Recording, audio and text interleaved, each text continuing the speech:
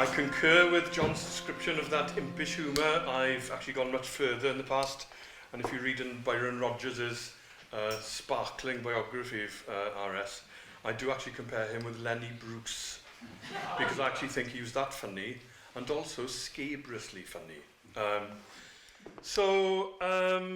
I've learnt a few things over the weekend about RS. I didn't know he was an accomplished ballroom dancer, for instance. That was quite interesting. The other thing I learnt from one of the talks yesterday by Mark is always start with a joke. But it needs to be a joke about birds. So when I was working in the BBC, I set a quiz for BBC Radio Wales and asked the question, what is the national bird of Wales? Now, we don't have a national bird as you have, we don't have the bald eagle, but the red kite would probably do the job. So that's what I was looking for as an answer. So the first person phoned in and said, is it a puffin, Mr. Gower? I said, no, the national bird of Wales is not a puffin. So the next person phoned in, thinking the first person must have been on to something. And he said, is it a muffin?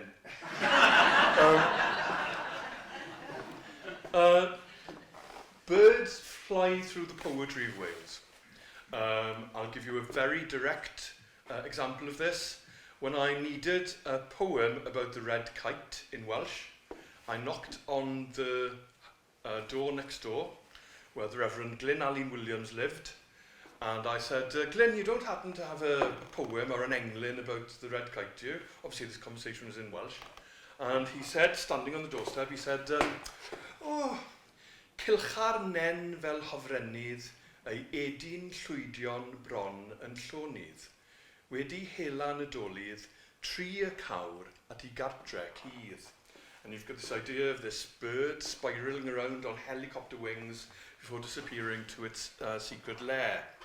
And because many poets in Wales are farmers, many poets in Wales are country people, they're attentive to the birds that they see around them, and naturally they flash and wing and scythe through the poems of Wales.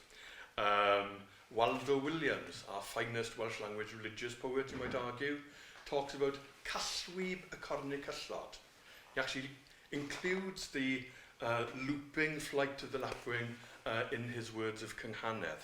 And if you then look through so much else, Dylan Thomas, over Sir John's Hill, the hawk hangs still, or going over the border, Ted Hughes with his crows and his hawks, and of course Gerard Manley Hopkins, the wind hover, I saw this morning, Morning's Minion. They're just everywhere.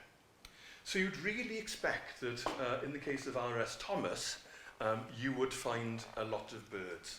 So today is a sort of bird watching journey. I'll be the inadequate tour guide to the bird poetry of R.S. Thomas. But I'll mention a reference, first of all, in the very authoritative book, The Birds of Wales. It's a scientific book.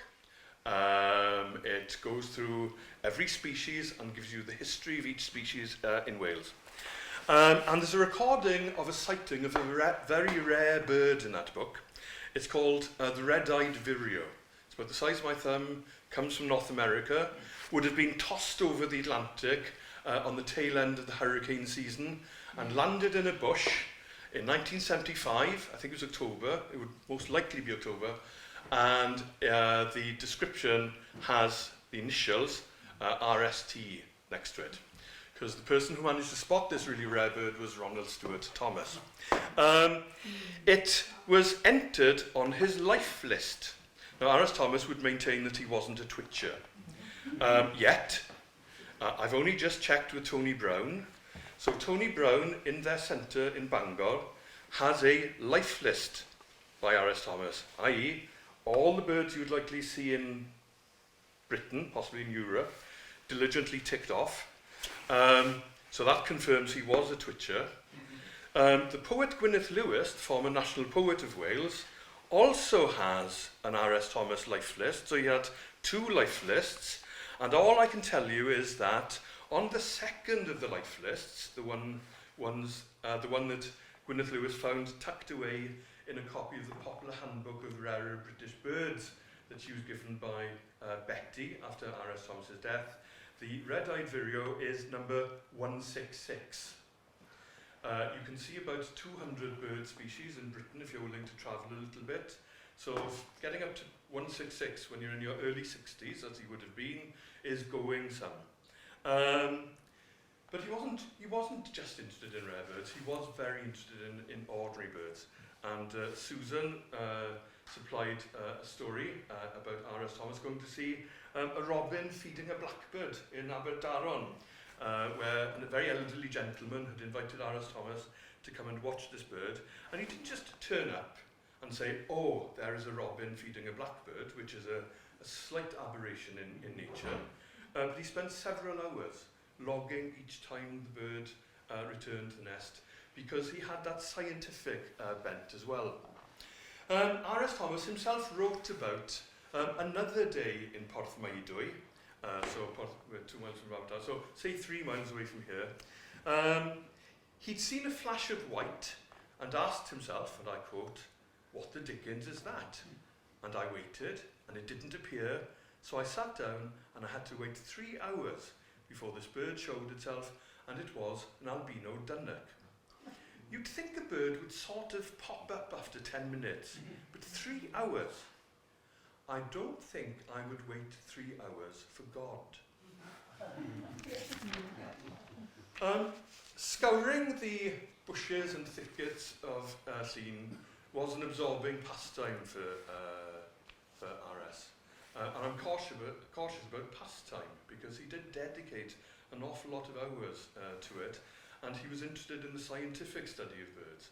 He subscribed to serious bird journals like British Birds. So it gave him pleasure, but obviously it also occasioned poetry, such as the aptly titled A Thicket in Llyn. I was no tree walking, I was still. They ignored me, the birds, the migrants on their way south. They re-leafed the trees, budding them with their notes. They filtered through the boughs like sunlight, looked at me from 3 feet off, their eyes blackberry bright, not seeing me, not detaching me from the withies, where I was caged and they were free. They would have perched on me, had I nourishment in my fissures. As it was, they netted me in their shadows, brushed me with sound, feathering the arrows of their own bows, and were gone, leaving me to reflect on the answer to a question I had not asked. A repetition in time of the eternal I am. Say it, don't be shy. Escape from your mortal cage in thought. Your migrations will never be over. Between two truths, there is only the mind to fly with. Navigate by such stars as are not leaves falling from life's deciduous tree, but spray from the fountain of the imagination, endlessly replenishing itself out of its own waters. You could dwell so much on the configuration and the phraseology and the delights just packed within that. The birds actually move around the poem, making the tree more delightful by their presence. But the thing to note is that he wasn't just a keen bird watcher, but he was also a very skillful one. And he had excellent fieldcraft. So I'd best explain how I got to know R.S. It was 1976. I just finished O-levels. I was going to work on Bardsey Island. I come from Llanelli in South Wales, so my parents had driven me up to Aberdaron, had gone to Porthmaidwy, and that day there wasn't a red-eyed vireo around, but there was a gaunt-looking man with flailing hair and these heavy East German binoculars hanging around his neck, sort of things that would have weighted down a lesser mortal. And we explained the predicament that we didn't know when the boat to Bardsey would go, so we found ourselves being offered a place for myself with R.S. Well, I didn't know who R.S. Thomas was. But my parents thought, well, it's better than sort of going back to Llanelli, waiting for a phone call from Bardsey or whatever, so I went to stay with R.S. But I do remember this. This is a story very much against myself. I was full of the confidence of a young man who thought he was going to do well in O-levels. I was going to do well in O-levels. I was a bit of a swot in school. So I remember sitting down with RS one night, and bear in mind I've got that overarching confidence that young men have. I said, probably Mr. Thomas, Mr. Thomas, Wordsworth was a pantheist poet. Do you know what that means? I think he did. But because of that relationship, I did end up with, this is my one claim for literary posterity. I'm hanging on to R.S. Thomas's coattails here. In the correspondence between R.S. Thomas and his fellow poet Raymond Garlick, the way I cement myself into literary posterity is this. He says, that Jonathan Gower, he's a good lad. That's it, but I don't mind hanging on his coattails that far. I think it was the following year, or it may have been 2 years subsequently, that the Dylan Thomas Summer School was held in Swansea. And R.S. Thomas was addressing that, and he got in touch with me because he knew that there were some really exciting things happening in terms of birds in South Wales at the time. For instance, goshawk, this sort of invincible, overblown sparrowhawk on testosterone, was nesting in Pembrey Forest. And he wanted to go and see that, so I took him to see the goshawk, and that was very successful. And we also went to see the first time that the ring-billed gull had flown over from America and landed in Blackpill. So he would go the extra distance to go and see a rare bird if you took him. I don't think he'd have driven miles and miles himself, but there was that disposition to just wanting to see new things and so on. So the birds naturally fly through the pages of his book. Byron Rogers said that he actually looked like a bird. He said he didn't think he'd ever seen someone who looked more like a poet, and described his hawk face. And there was something excipitrine. He would fix you with the gimlet eyes, and there was something that, if he really nailed your attention, it was as if he was holding you in talons. So, I'm going to do a quick bit of bird watching now through the collected poems. I'm sure if I went through everything, there'd be lots more, but you will spot a few species. Some are spotted very far away, such as the nightingales Thomas spots in Burgos in Spain. Some are mythological species, such as the owl of Cwm Cawlyd and Cilgwri's ousel, which appear in the ancients of the world. Not to mention Eiri'r Pengwern and the birds of Rhiannon out of the Mabinogion. And then there are the cuckoos sounding out their lilting notes, and curlews, of course. His early parish in Manavon was a good place in spring to see grey curlews returning, to lay their eggs in the brown heather, and to hear the spring cadenza of their piping. There are larks too, and owls, ravens and rooks, herons and hens, buzzards and bright jays. In some poets, sparrows come for crumbs of prayer, and there is the occasional real eagle, as opposed to the ones that flap through legends on enormous wings. And there are birds in their season, of course. In summer, there are the swifts that winnow the air. And in the poem called The Place, there is the adamant declaration in the opening lines that summer is here. Once more, the house has its spray of martins. And that exchange of birds continues seasonally as winter yields to spring and then to summer, the great migratory toing and froing, when the redwings leave, making way for the swallows depart. The redwings are back once more. Those winter thrushes, which arrive from Scandinavia and the great birch forests of the Russian taiga, share space in the hedgerows as the countryside chills with the little robin, a familiar bird, which R.S. says is a fire to warm by, as if the red feathers of its breast are made of little flames. And some birds get whole poems to themselves. You can both see and hear a blackbird singing in the poem of the same name. It seems wrong that out of this bird, black, bold, a suggestion of dark places about it, there yet should come such rich music, as though the notes all were changed to a rare metal at one touch of that bright bill. You have heard it often, alone at your desk in the green April, your mind drawn away from its work by sweet disturbance of the mild evening outside your room.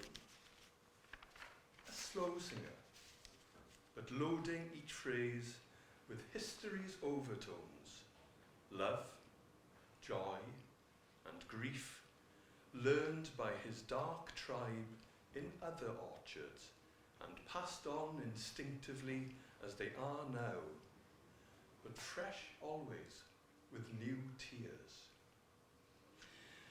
While there are a good many birds flying through the poetry, prose has more, not least in the work most relevant to us here, namely Blwyddyn yn Llun, A Year on Llun, and to make it even more relevant, bear in mind which month we're in, here's an entry for June, though it's not one of R.S. Thomas's favourite birding months. If I have anything against June, it is the lack of migratory birds. They will have passed to nest somewhere in the far north, and the chances of your seeing one is minimal. And yet I did. Towards the end of June in Aberdaron, I saw a rose-coloured starling, native to Hungary and such places. I remember the experience to this day, seeing a flock of ordinary starlings looking for food in Mynydd Mawr and raising the binoculars without expecting to see anything, and behold, one of them was black and pink. A black head, the wingtips black, and the rest pink as a rose. What luck! Then, hurrying home to fetch my wife so that she too might see, and that is how it is where birds are concerned. You can never say with certainty, I shan't see anything today. And sometimes in June, by looking into the depths of the sky, some people have even been lucky enough to see the alpine swift, which is occasionally to be spotted along the shores.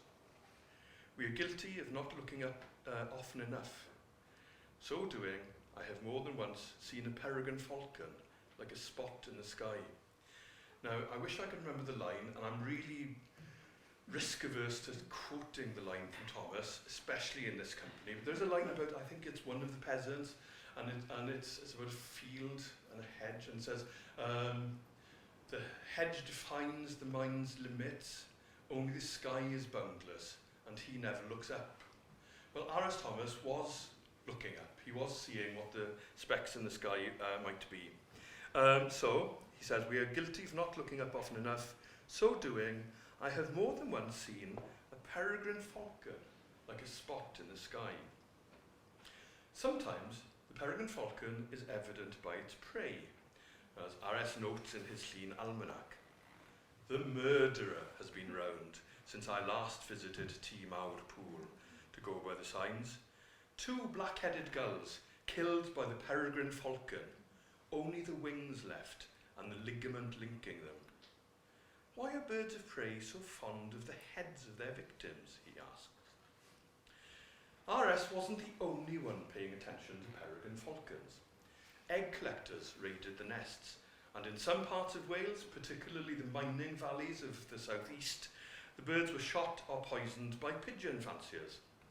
So, volunteers kept watch over them to protect them from harm. One of those was the novelist Ron Berry, who wrote a fine little book called Peregrine Watching. Ron Berry was a fascinating man, extraordinary novelist, a man with a broken body. He was ill for many years. On a hunch, I went to look, and he did exchange letters with J.A. Baker, who arguably wrote the best nature book ever, Peregrine. So there was an interesting correspondence going on between the two of them. But then, of course, Ron Berry sent a copy of Peregrine Watching to R.S. when he was living on Anglesey in Llanfair and Hornwy. The book came out in 1987. The letter came out, this exchange of letters happened a few years later.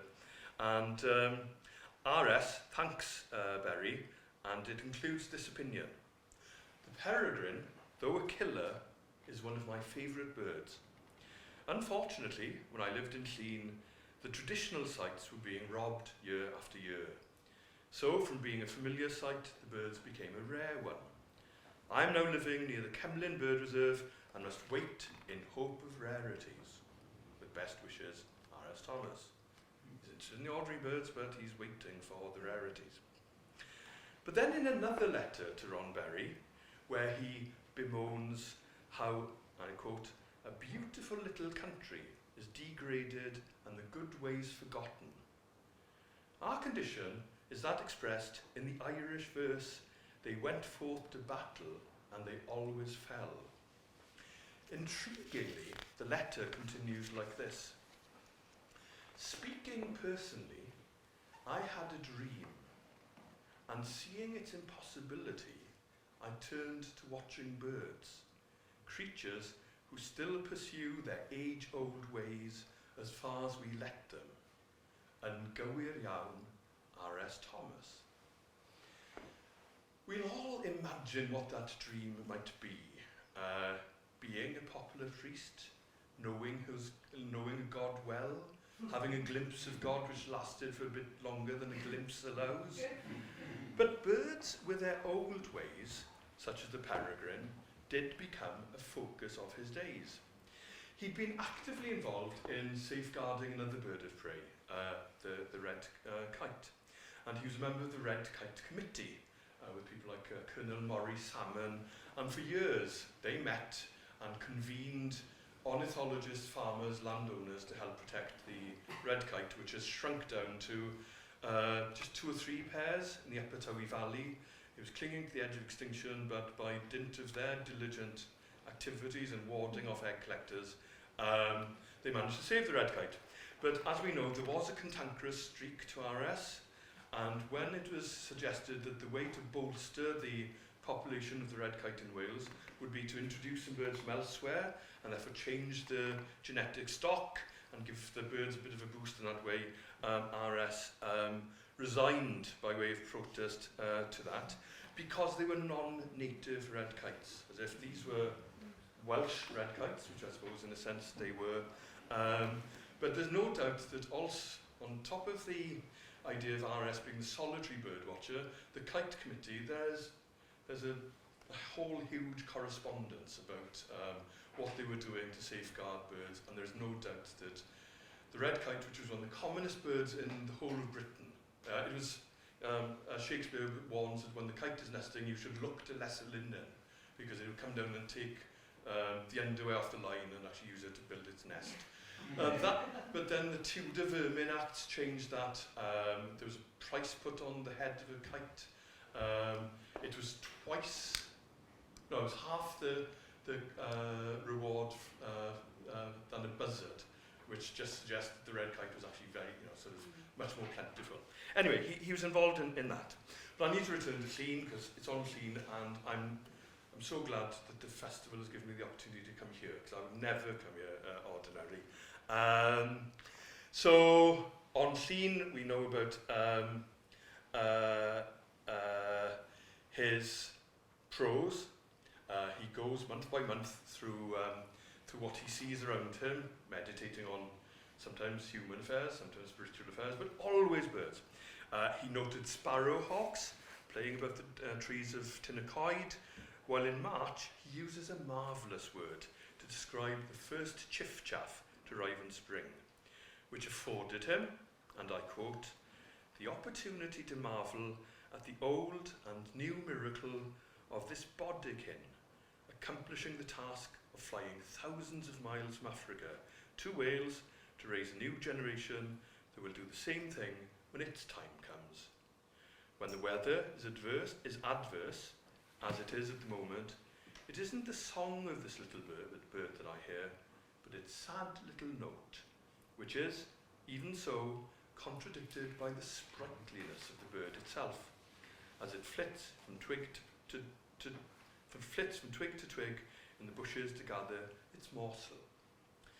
I love the use of the word bodkin, being the diminutive of body, and indeed sometimes of God's body, in describing this busy little warbler. All of creation about the size of a thumb. Birding the pages of R.S. Thomas's prose also brings you 3 green shanks, which arose as I was musing, and their primitive notes echoed through the relatively young streets of the town, in this case the town of Pwllheli, where R.S. had been walking across the marshland on the side of the river Rhyd Hir. Any birdwatcher worth her or his salt knows it's always worth looking through every murmuration of starlings, every exultation of larks, for the odd one out, the short-toed lark, the woodlark, the shorelark, and, in the case of R.S., once and only once, a Tekla lark, which was another tick in his bird list. In his entry for February, in the year and clean, R.S. references his reading material, both ornithological and theological, to stress this fact, the importance of sifting through the flocks. I was thinking today, he says, while consulting British birds, how meticulously good ornithologists observe a bird, noting every last feature. This leads naturally to the need to remember to stop and look at anything out of the ordinary that catches the eye. This is the time-honoured message of the book of Exodus about the burning bush. And when the Lord saw that, he turned aside to see, God called unto him. The message only reaches the person who stops and pays attention. For the careless and the impatient, everything is much of a muchness. All blackbirds are crows, and everything that swims on the surface of the lake is a duck. But as a shepherd knows his sheep, says R.S., so the ornithologist differentiates between a raven and a carrion crow, or between a carrion crow and a chough. Now, if we had the right moment, at that moment we'd have heard the sound of chough cawing through the door, but it wasn't to be this afternoon. But you see why I'm actually playing this little conceit, because I'm planting the idea for later on. R.S. wasn't the sort of bird watcher who usually went out in groups, weighted down with telescopes.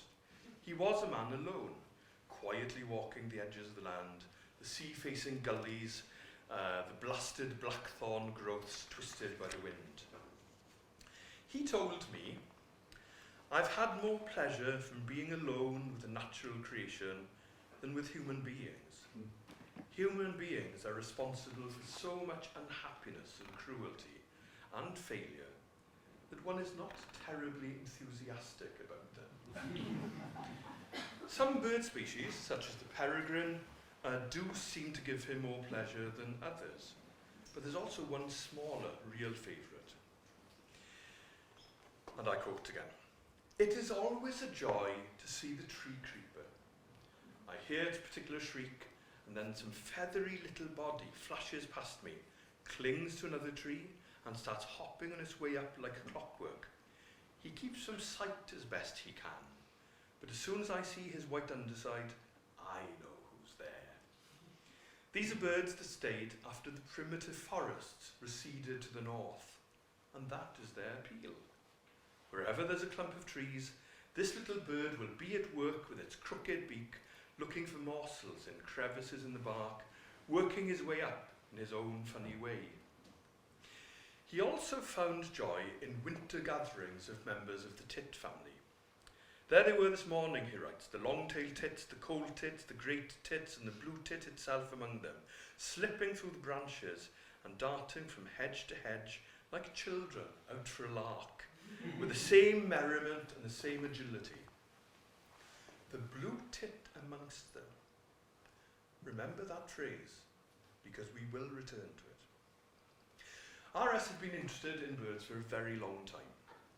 One day, perched on a ledge at South Stack on Anglesey, tape recorder in my hand, he explained to me that he started when he was a curate and wanted to get married and had to get out of Chirk where the vicar didn't want to marry a curate. So he moved to a place on the Cheshire border, about 50 miles from the Welsh Hills, and I quote, well, there was nothing to do, really. but they weren't very rigorous. There was nothing to do really, so I started to take an interest in birds there. I tried not to neglect my duties, but they weren't very rigorous in a country parish. My Navon years were days of study in the morning, walking in nature in the afternoons, and visits to parishioners in the evenings. He kept diaries and notebooks at the time, and as Emwyn Thomas notes, a recurrent interest in the diaries is movement of birds.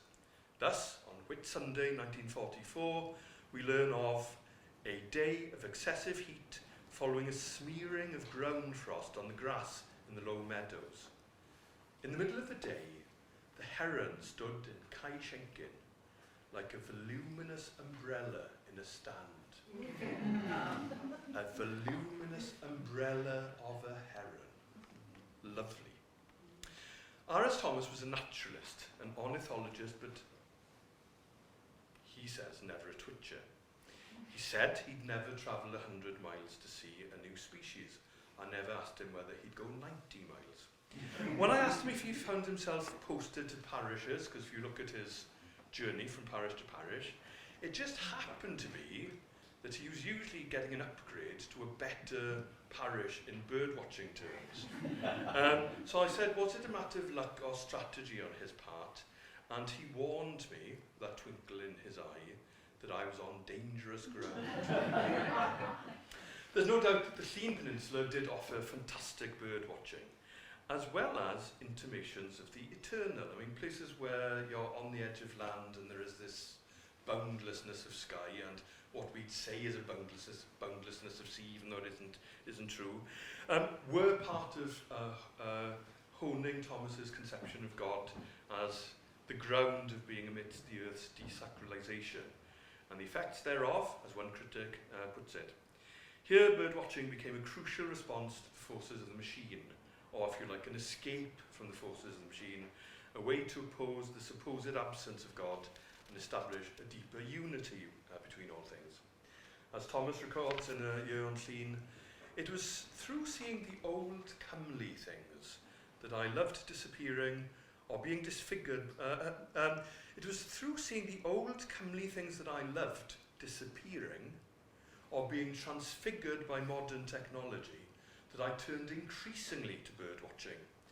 Away from the din and violence of the world, away from man's apathy and cruelty even, it is lovely sometimes to spend an hour or two out on the rocks of Braichapwll, watching the birds go by and comparing the waiting for a migrant bird with a waiting for a vision of God. In Bird Watching, Thomas describes the bird watcher's special advantage as the ability of the heart to migrate, if only momentarily, between the quotidian and sublime. This was the bird watcher's deeper way of looking and being. In the poem, bird watchers are visionaries who choose against the enamel platitudes and trappings of culture to observe birds as one might observe a religious practice. For these devotees, everything comes down to birds. In a world that has appropriated flight to itself, reducing it to another hubristic acquisition and mastery of nature, the speaker prays that people like us, who can meticulously distinguish one warbler from another, willow warbler from a chiffchaff, Savi's warbler from a Chetty's warbler, will guard against the disenchantment of the world. One day he finds himself in the middle of a number of gold crests. They are smallest birds, busy little things, golden crowns that flash against the backdrop of green leaves. And R.S. recalls, the air purred with their small wings. Everywhere their needle-sharp cries stitched at the silence. Was I invisible? Their seed-bright eyes regarded me from 3 feet off. Had I put forth an arm, they might have perched on it. I became a tree, part of that bare spinney where silently the light was splintered. And for a timeless moment the birds thronged me, fliggering me with shadow, moving to an immemorial rhythm on their way south. Then suddenly they were gone, leaving other realities to return. And lastly, myself. Where had I been? Who was I? What did it all mean? While it was happening, I was not. Now that the birds had gone, here I was once again. Such things no doubt had occurred before, and other humans had been a part of them for their own timeless moment, before returning to themselves involuntary prodigals. Was this Coleridge's experience? R.S. asks. To him, it was the imagination which was primary, a repetition in the finite mind of the infinite I am. Is that what happened to me? Had that infinite I announced itself in a thicket on Llyn, in the small birds that had taken possession of it, and in the reflection of this in a human being? And had the I in me joined seemingly unconsciously in that announcement? And is that what eternity is? And was the mind that returned to itself but finite mind? M. Wynne Thomas suggests that R.S. Thomas's nature observations readily incline towards such reflections, often sombre or lugubrious, on the human condition, envying the total, unself-conscious absorption of a greenfinch in the simple business of living, of being a greenfinch. He knows himself humanly haunted by such questions as, what is life? What is consciousness? What is immortality? And regretfully accepts that he can share the earth with the bird only in idea, that she shares with me only sensually. In the drumming hooves of restless cattle, agitated by flies in the summer heat, Wynne Thomas suggests he hears an echo of the world's trouble. After noticing the sea greying for rain and the first larks singing above a mice breathe, he can't resist adding, a light sings above the dying man.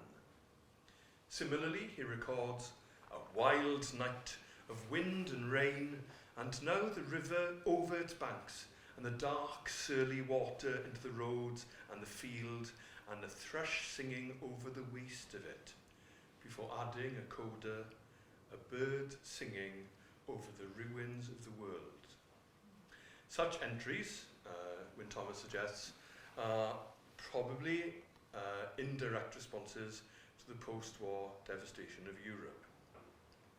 So, escaping from war, tourists, the ravages of the machine, the ritual of bird watching became for him a kind of escape, yes, a meditation, yes, a prayer quite possibly, 3 hours long sometimes, and he observed this most closely where he felt most at home, here on Llyn. And there's a key poem in all this. It's come up quite a few times over the weekend. It'll keep on coming up for as long as time continues. And it is the poem Sea Watching. Now, when people read Sea Watching, I will read it in a minute, they will be struck by the way it's arranged, because obviously it's the end lines, the enjambments are broken up. You've got the blocks of lines and they shift around, which makes you concentrate on the space between them. It's an accident that they're confined in that way, because that's the shape of a page. If, for instance, we had our pages turned the other way, panoramically, then possibly the spaces would be bigger. Yeah, it's just an accident of the technology that gives us reading, that gives us that spacing. So most non-ornithologists look at sea watching as being a poem about a man on the edge of the land looking out at sea to see some birds. But for ornithologists, sea watching is a very specific kind of bird watching. They are really dedicated to the breed of bird watcher you describe as a sea watcher, because they usually go to a headland or an island, usually after or sometimes in the middle of a gale, looking to see which birds go past. They're not just concerned with rare birds, because they love the passage of Manx shearwaters, which fly from Bardsey to go to their principal fishing grounds off the Isle of Man and sometimes go much further up to the Irish Sea. The Pembrokeshire birds go to the Bay of Biscay. By watching these bigger movements, these sea watchers, who have usually got very expensive bits of equipment, tell us a lot about the patterns of birds. Sooty shearwaters go from New Zealand, come up to the rim of Wales, turn around and go back again. It's an enormous migration. So there is that dimension to sea watching, which is that sea watching is also a very particular kind of bird watching. It does have its rarities. There will sometimes be a long-tailed skewer in amongst the more common skewers. Not that skewers are common here, but there is a delight also in just ticking off how many puffins and guillemots and razorbills go past. So this is sea watching. Grey waters, vast as an area of prayer that one enters daily over a period of years. I have let my eye rest in them. Was I waiting for something? Nothing. But that continuous waving that is without meaning occurred. Ah, but a rare bird is rare. It is when one is not looking, at times one is not there, that it comes. You must wear your eyes out as others their knees. I became the hermit of the rocks, habited with the wind and the mist. There were days so beautiful, the emptiness it might have filled, its absence was as its presence, not to be told anymore. So single my mind after its long fast, my watching from praying. RS, as we know and have been reminded over the weekend, had a long relationship with the sea, from Holyhead, where his dad was a sea captain, and in fact he described Llŷn itself, the peninsula, as a bow, like the bow of a ship, suspended between sea and sky. And said, I suppose I have been chosen, along with other people, to have a revelation via nature. He also felt that he could be more religious and to worship in the countryside more easily than he would in a town. Worshipping by watching for that rare bird that, like God, only seldom comes, and even then, when you're not there. A few years before he died, Thomas wrote this poem about a hummingbird that never came. We waited, breath-held looks, aimed at the garden as tempting as ever. Was there a lack of nectar within us? God too? We are waiting. Is it for the same reason he delays? Sourness, the intellect's dried up comb, dust where there should be pollen? Come, Lord, though our heads hang, the bird's rainbow is above us. It's RS being spare and lean, even when he's describing a bejewelled, exotic, colourful bird. The poet and former Master of Magdalen College, Cambridge, Rowan Williams, says that we know from some of the earlier drafts of his poems that RS could do the Dylan Thomas thing, but he drew back from that, saying he wasn't going to be seduced by being musical, by being rhetorical. In fact, he once told his fellow poet and bird enthusiast Gwyneth Lewis that the way he composed his verse was to put two lines together and let them breed. He would choose to pare back the words as if he was using a scalpel, stripping things down to the bone, which Rowan Williams thinks is appropriate given that RS would decorate his living spaces with birds' skulls and animal bones. In the poetry, you often get dark and bloody splashes of what William describes as nature red in tooth and claw, such as in the poem A Raptor, which happens to be one of Rowan Williams's favourites. You have made God small, setting him astride a pipette or a retort, studying the bubbles absorbed in an experiment that will come to nothing. I think of him rather as an enormous owl, abroad in the shadows, brushing me sometimes with his wing, so the blood in my vein freezes, able to find his way from one soul to another because he can see in the dark. I've heard him crooning to himself, so that almost I could believe in angels, those feathered overtones in love's rafters. I have heard him scream too, fastening his talons in his great adversary, or in some lesser denizen maybe, like you or me. There's a sense Rowan Williams suggests that when R.S. writes of God as a bird of prey, he's also writing about his own consciousness. But it's interesting that at the end of the poem, the raptor screams as he buries his talons in the adversary, or perhaps in us. A doctoral thesis by Carol O'Connor in the University of Melbourne suggests that, turning away from the laboratory, R.S. draws on nature as his chosen place to think on God, a place which is never quantifiable in bubbles, nor ready-made to order. He chooses a metaphor, considering God to be a large bird who can move in the half-light, live in the shadows, and operate stealthily in the dark.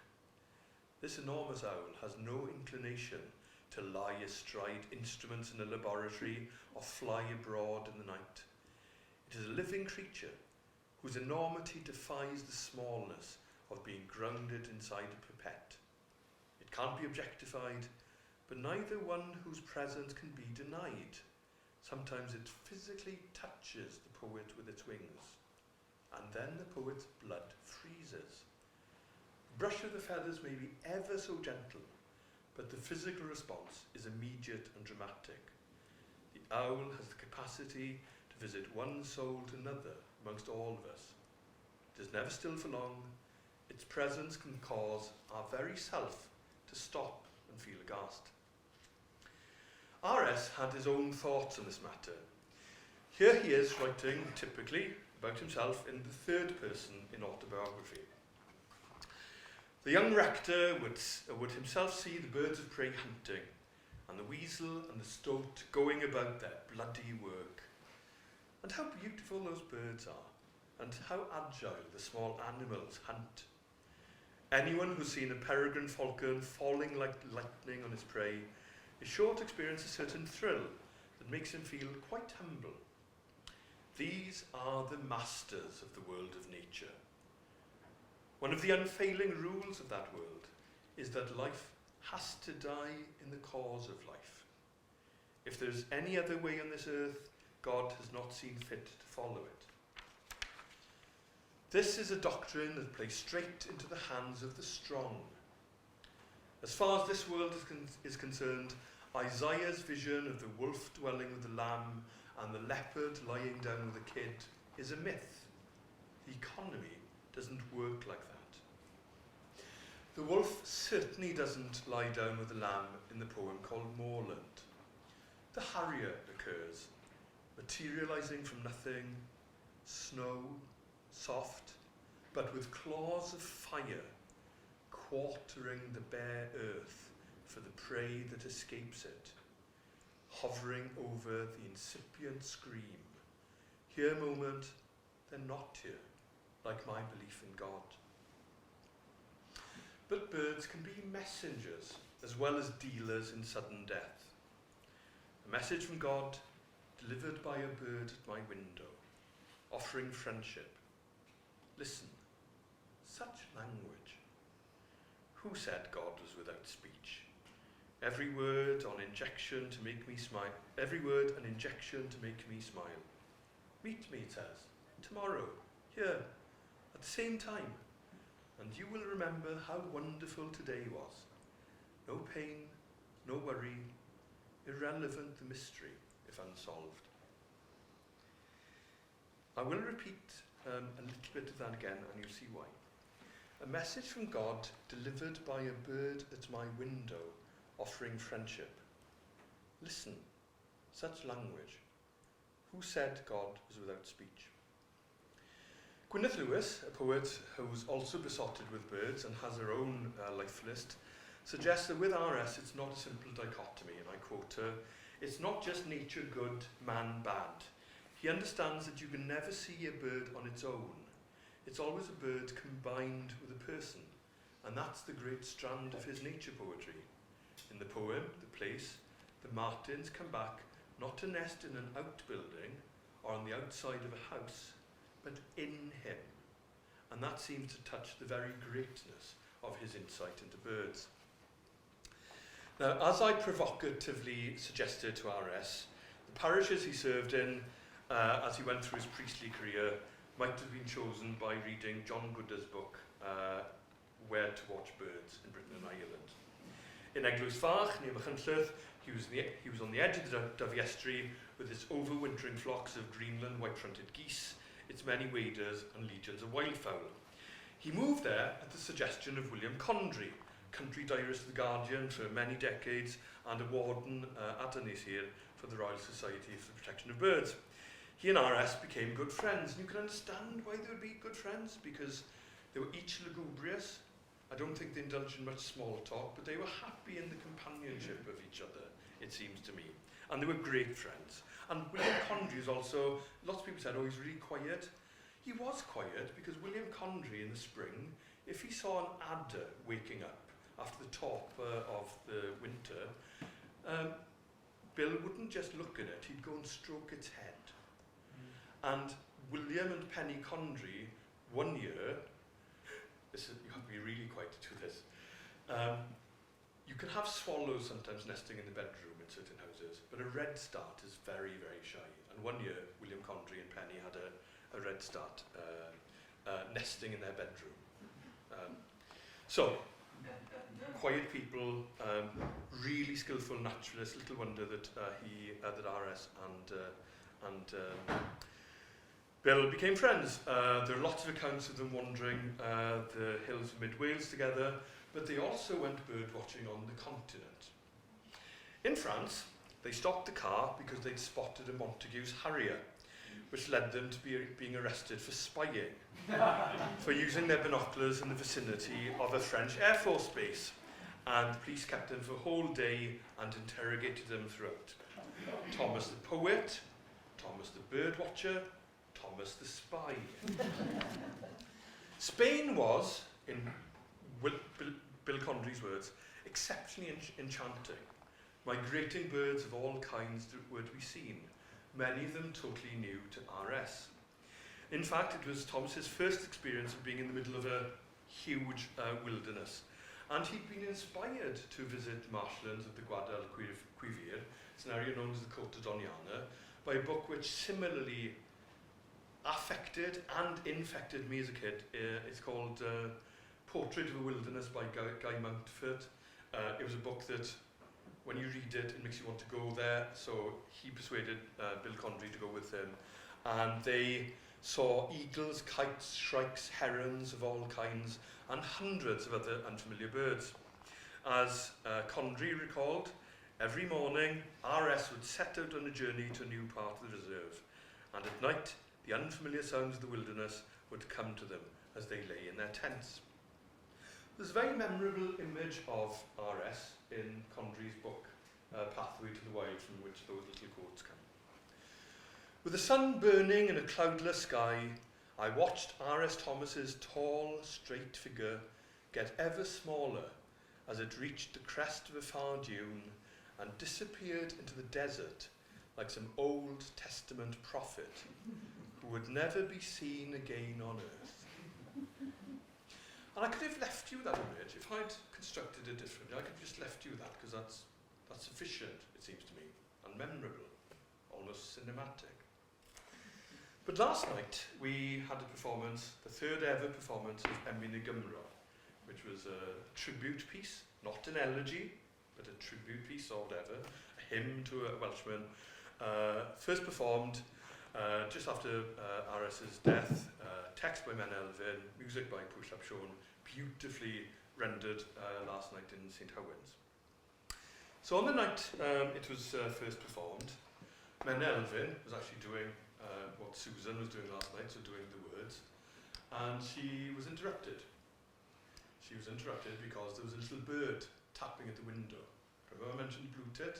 There's a blue tit really insistently pecking and tapping so that Menna was sufficiently distracted that she couldn't carry on. Now, scientifically, I could say it might have been that the blue tit was picking at the aphids which sometimes go to feed on the linseed oil and the putty. Right? That would be a plausible scientific explanation for why. If I was being fanciful and a bit derelict in being responsible about things, I might have suggested it was R.S. Thomas from the other side, expressing his astonishment that there was another side.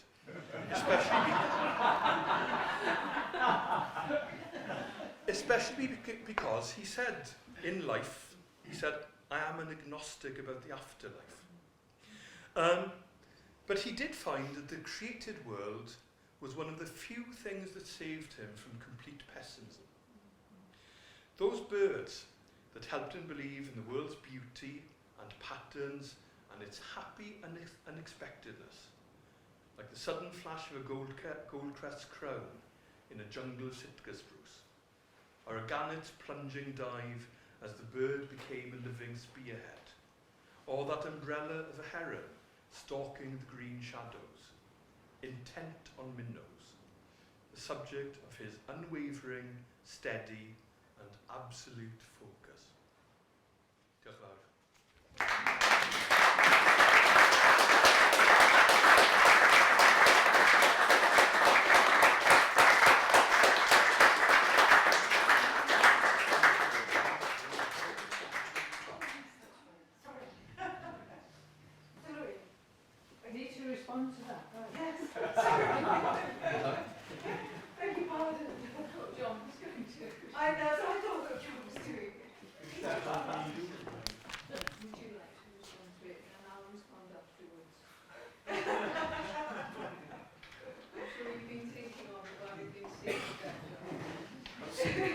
Diolch yn fawr.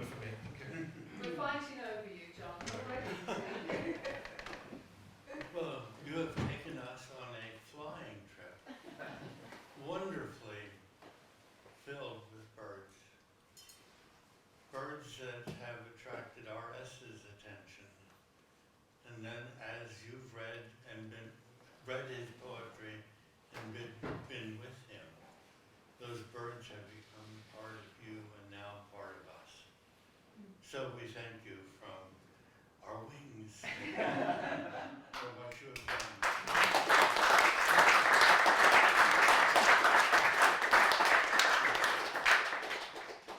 Time for questions and answers? Yes. Yeah, I'm just wondering, you talked about where, Iris and Elsie's house and the local people here in Aberdaron.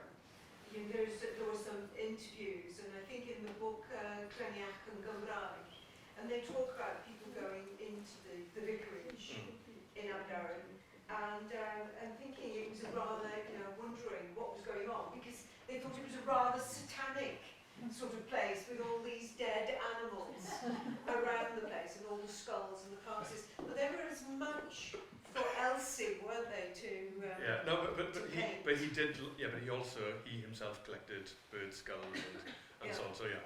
So bear in mind, I was 16. I hadn't been anywhere, right? So this is my first experience of North Wales. I was staying with RS, who was, could be quite severe looking, and then there'd be the candles lit in the cattle skull, and then there's, you could also, in the same way that I've just done the sort of, the bird watching, reading of R.S. Thomas's stuff, he would be listening to, not that we would put it on at night, but he would be listening to serious music. Yeah, he was reading serious philosophers. There was something unequivocal about the seriousness of the artist in him, which actually looked at other serious art. So he was a serious proposition. So this wasn't me thinking, is this how a poet and an artist live? Oh no, it wasn't like that. I actually thought that this was how people in North Wales live.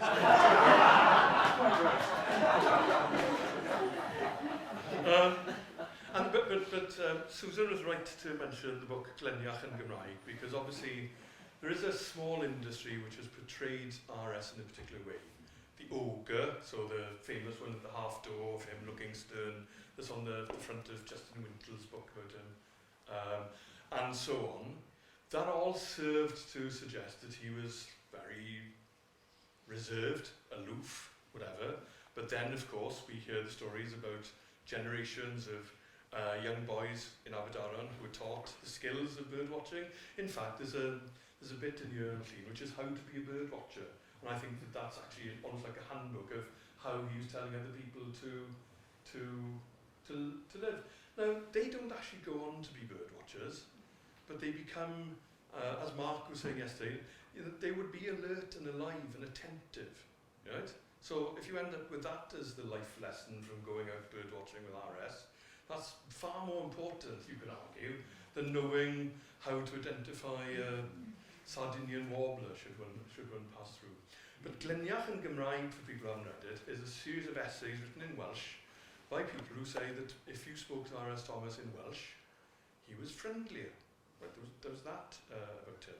It's a very complex thing, this thing about language, but I think the reason I got on with R.S. was simply because I wasn't asking him about poetry. I wouldn't have the temerity to ask him about poetry, other than towards the end, when I actually thought it would be a useful and safe place to record things, and I'm really glad I did. Because I took a TV camera with me at one stage, and this was when he was on Anglesey, and we set them up so there was a big arrangement of flowers behind him, and he was sitting down and there was a cross, and he said, you seem to be setting me up for the obituary interview. And I said, if you could sum up your life in short answers, that would suit us perfectly. Yeah, but there was that thing. So I think that I feel privileged because there were this room is full of people who knew him much better. But if you're a bird watcher, there's a sort of enthusiasm. But if someone says, "I've just seen a red-eyed vireo," "I've just seen an Eleanor's falcon," or astonishingly, the best one was when they had a black-browed albatross that flew through the reed bed in Minsmere in Suffolk. So it's so displaced. And there's that amazing serendipity, haphazard, accidentalness about bird watching, which is also satisfying. Yes, the seasons have their patterns. Yes, you can go out in June and not expect to see something, but then there's the rose-coloured starling. But then in April, things start to get really interesting. In September, even more interesting. And in October, particularly in Aberdaron, and if you're lucky to be on Bardsea, all this rare stuff comes through. So there's that joy, that the quotidian, the diurnal, the expected, the almost boringness of day following day, if you're a bird watcher, doesn't exist, because there will be something different. So I think that just animates you, and I think it keeps the spirit young.